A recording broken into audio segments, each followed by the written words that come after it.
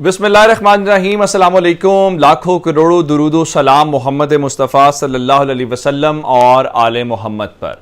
मैं हूं उमर दराज गोंदल और आप मेरा फेसबुक और यूट्यूब चैनल देख रहे हैं। एक बात तो माननी पड़ेगी, वो ये है कि इमरान खान ने इनकी नींदें हराम कर दी हैं।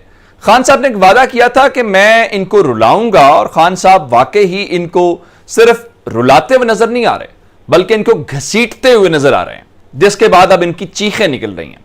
अब मैं आपको आज एक वीडियो में बता चुका हूं कि सऊदी अरब के जरिए अब कुछ चीजें मैनेज करने की कोशिश की जा रही है और खान साहब के बहुत करीबी आदमी शेख रशीद ने इस बात की तस्दीक कर दी है कि आइंदा चंद रोज बहुत अहम है, क्योंकि सऊदी अरब के अंदर तकरीबन सबका इत्तेफाक हो चुका है, सब चीजों के ऊपर इत्तेफाक हो चुका है। और सब चीजों में से जो इंपॉर्टेंट बात खान साहब बार बार दोहराते रहे हैं कि इसके अलावा हम किसी बात के ऊपर तैयार नहीं होंगे, वो है इलेक्शंस। और सिर्फ इलेक्शंस नहीं बल्कि साफ और शफाफ इलेक्शंस, जिसका मतलब यह है कि कौम इलेक्शंस की तरफ जा रही है। और यही बात राना सनाउल्लाह की सूरत में हमें नजर आई, जिसमें वो इलेक्शंस की बात कर रहे हैं और बता रहे हैं कि IMF ने हमें तिगनी का नाच नचा दिया, उसके बावजूद हमें पैसे नहीं दिए और हम बड़ी इल्ला माशाल्लाह एटमी कुव्वत हैं, IMF होश के नाखुन ले।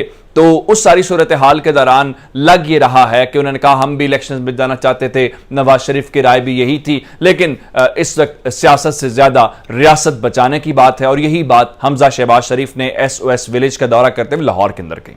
अब ये सारी बातें हैं, मसला ये है कि अब इन्होंने माहौल बनाना शुरू कर दिया है।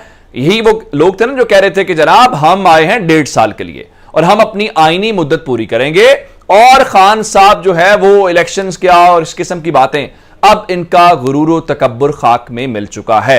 अब सऊदी अरब वाले मामले के हवाले से आप जानते हैं, अब इन्होंने अपने तौर पे वो चीजें करना शुरू कर दी। जैसे मिसाल के तौर पे अब मार्केट के अंदर ये बात फैलाई जा रही है कि जैसे गवर्नमेंट पेट्रोलियम मसनूआत के ऊपर कोई बड़ी सब्सिडी देने जा रही है या उसको कम करने जा रही है। उसकी दो सूरतें हो सकती हैं।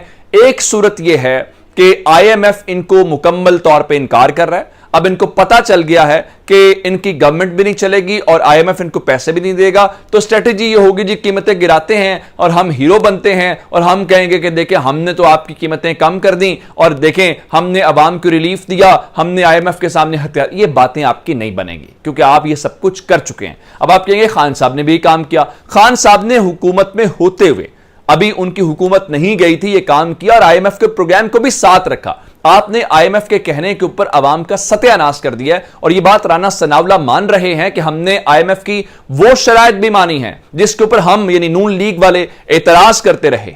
अब इस सारी सूरत हाल के बाद अब जो अहम डेवलपमेंट है, ये जैसे किसी भी फैमिली के अंदर किसी भी खुशी गमी के मौके के ऊपर ये होता है कि अगर आपके ताल्लुकात डैमेजिंग हो तो आप क्या करते हैं कि आप उस मौके को इस्तेमाल करते हैं और उस ताल्लुक को बहाल कर लेते हैं। कुछ ऐसा ही फॉरेन पॉलिसी के अंदर भी होता है। अब आपको अंदाजा है कि इसी ये जो कुछ रोज पहले चीन के अंदर एक इजलास हुआ, ब्रिक्स का इजलास था, और वहां पे पाकिस्तान को इनवाइट नहीं किया गया।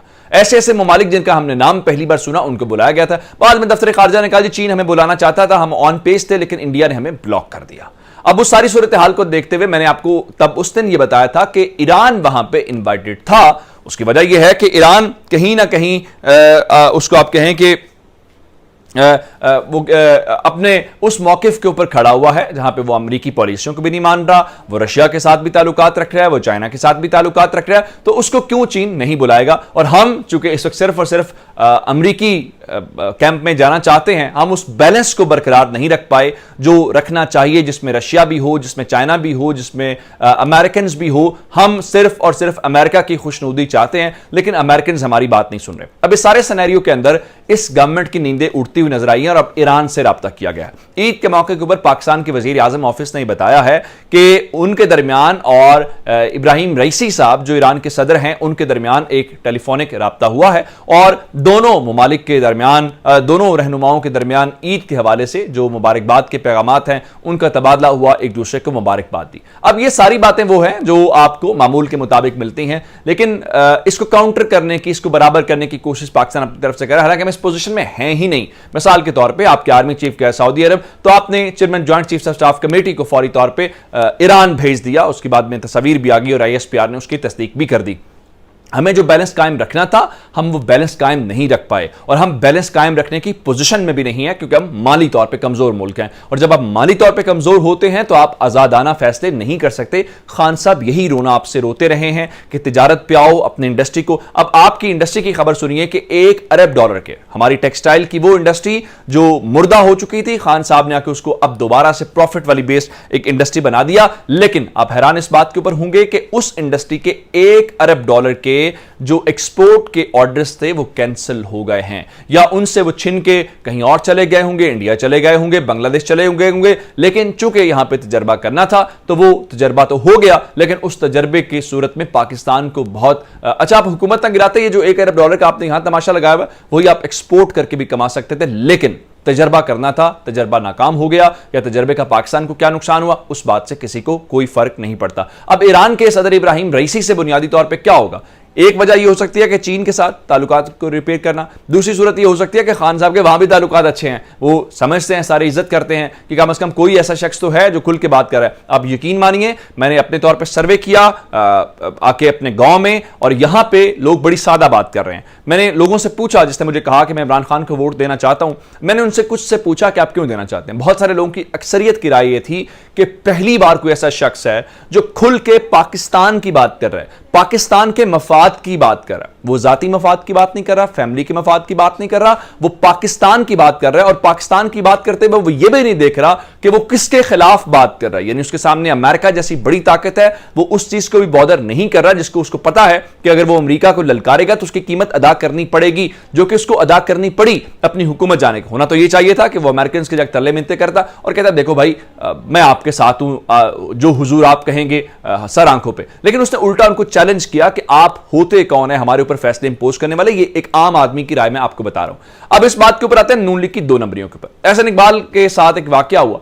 मैंने आपको बताया ये था कि वो वाकया मुनासिब नहीं था। मेरी जाती राय के मुताबिक हमें सियासत के मैदान में करनी चाहिए। ये नहीं होना चाहिए कि आप घर के अंदर मौजूद हों तो कोई आपसे इख्तलाफ करने वाला शख्स आपके घर में आके नारे लगाने शुरू कर दे, कुछ भी, या किसी भी जगह आप अपनी फैमिली के साथ खाना खा रहे हैं, अपने दोस्तों के साथ खा रहे हैं, तो ये वहां पे प्राइवेट नहीं होना चाहिए, जो मेरी जाती राय थी। लेकिन अब खबरें ये आई, जो हमारे दोस्त सलमान दुरानी साहब भी कह रहे थे कि उनके ऊपर प्रेशर डाला जा रहा है, उनको कहा जा रहा है माफी मांगे, और फिर अता तारड़ की इस किस्म की ट्वीट्स और इस किस्म की बातों की खबरें आई कि उनको माफी मांगनी पड़ेगी। फिर कहा कि जहां मिलेंगे अब ऐसा ही होगा। खुर्रम दस्तगीर का ट्वीट आया कि अब नून लीग की कारकुन, अब उसके बाद वो खातून और जो भी उनके साथ मर्द थे वो एहसन इकबाल से मिले हैं, उनके घर जाके उन्होंने अपोलोजाइज किया है, माजरत किया है, चले अच्छी बात है। लेकिन लोग कह रहे हैं कौन ऐसा शख्स है जो ईद के रोजा की माफिया और तस्वीरें और सारा कुछ हो गया और उस फैमिली की तरफ से बयान नहीं आया, बल्कि ये एहसन इकबाल ने अपने ट्विटर हैंडल से खुद बताया है कि वो फैमिली मेरे पास आई है, मेरे से माफी मांगी है, फलां किया है। भाई अगर ऐसा ही था तो उनको एक पब्लिक मैसेज कन्वे करना चाहिए था, उनको अपने ट्विटर हैंडल से, अपने किसी भी जो उनके पास मीडियम है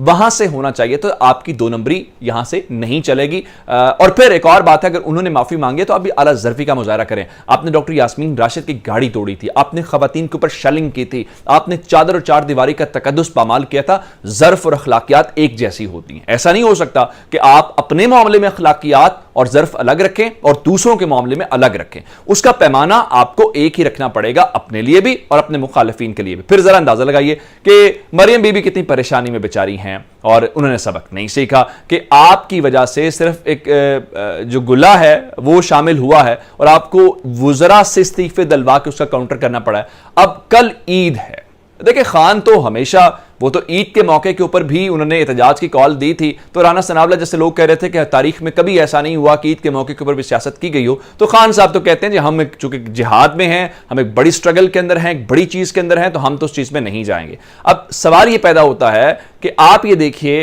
कि कल मरियम बीबी साहिवाल के अंदर जलसा करेंगे, अब आपको ईद याद नहीं आई, अब आपने सबक नहीं सीखा। लेकिन आपको मैं एक और बात बता दूं, उकाड़ा में तो आपने जलसा कैंसिल कर दिया था, बारिशें हो रही हैं पंजाब के अंदर, कहीं कल फिर जलसा कैंसिल ना कर दीजिएगा, इस बार मत कीजिएगा। उसकी वजह यह कि लास्ट टाइम पानी छोड़ के आपने इल्जाम लगा दिया, इस बार खान साहब का जलसा हुए अभी कुछ रोज हुए हैं और जो साहिवाल चीचा वतनी के लोगों ने वहां कमाल किया है उसके करीब भी आप नहीं जा सकेंगे। तो ये मरियम नवाज की मुहिम नाकाम होने का तो पहले ही सबूत है, एजेंसियों की रिपोर्टें हैं, सर्वेज हैं, और फिर नून लीग के अपने लोगों के इस्तीफे देखे ना कि हम मैदान में आएंगे क्योंकि मरियम बीबी संभाल नहीं सक रही और इमरान खान जो है वो लोगों के दिलों में घर कर रहा है, जो मैं जाती सर्वे करके भी आपको बता चुका हूं। अपना बहुत सारा ख्याल रखिएगा। खुदा हाफिज।